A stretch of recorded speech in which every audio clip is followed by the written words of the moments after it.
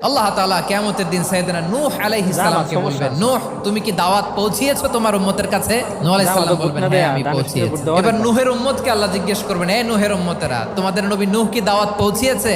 নূহের উম্মত বলবে, না আল্লাহ, কোনো দাওয়াতও আমরা পাই নাই, আপনারাও চিনি নাই, জান্নাতও চিনি নাই, জাহান্নামও চিনি নাই। নূহ আলাইহিস সালাম বিপদে পড়ে যাবেন। তখন আল্লাহ বলবেন, নূহ তোমার পক্ষে কোনো সাক্ষী আছে? নূহ আলাইহিস সালাম বলবেন, আছে। কে?